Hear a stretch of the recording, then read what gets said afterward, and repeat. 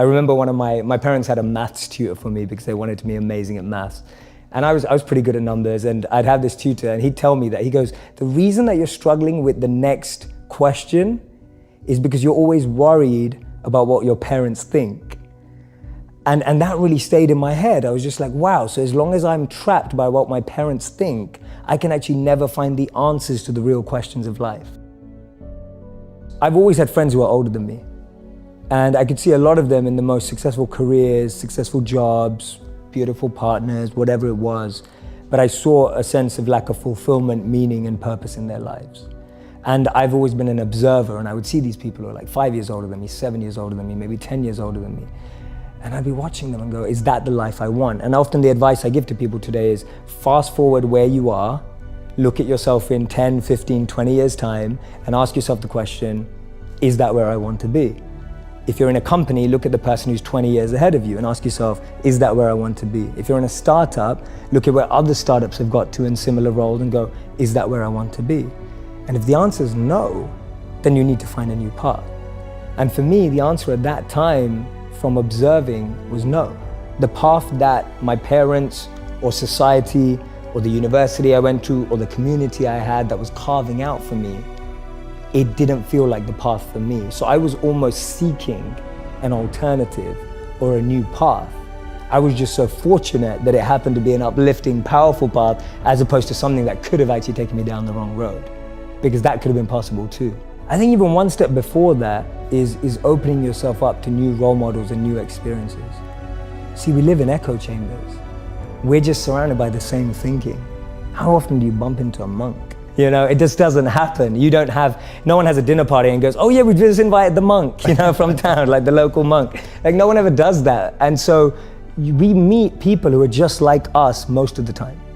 And we talk about this in business all the time. If you want to be a billionaire, spend time with billionaires. If you want to be a millionaire, spend time with millionaires. If you want to be a tech startup, spend time with, that's the common rhetoric that we hear all the time. But what if you want to find purpose and master the mind?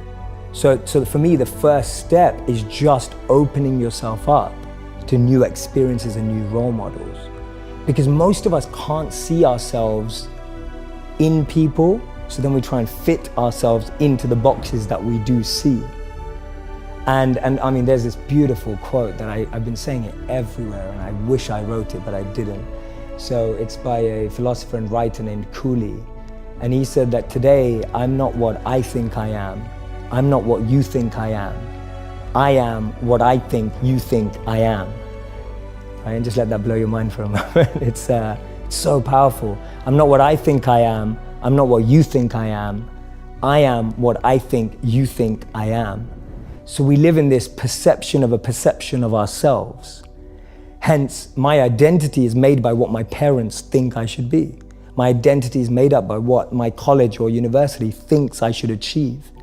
While you're living in that bubble and that echo chamber, getting to what you really want to do is impossible, because maybe that just doesn't fit. And I think so many people feel that way today, that they don't fit into the current education system. They don't fit with the 3 or 4 or 5 careers that you're taught exist.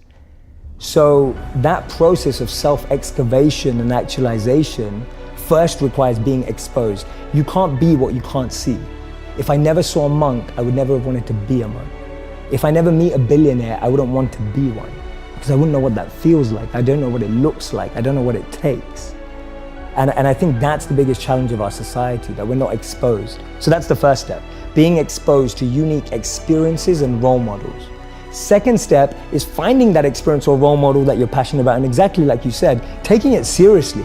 Shadow them, network with them, spend time with them, observe them, even from afar. It takes that observation, being addicted to observing that person's lifestyle. And then the third step is going yes or no. Does that work for me? Not everyone who's going to go off and become a monk is going to feel like the way I did, and that's cool. But not everyone is going to go and follow and shadow a billionaire and go, that's exactly the lifestyle I want. They may want the result, but do they want the hard work that goes with it? And so for me, that's the third step.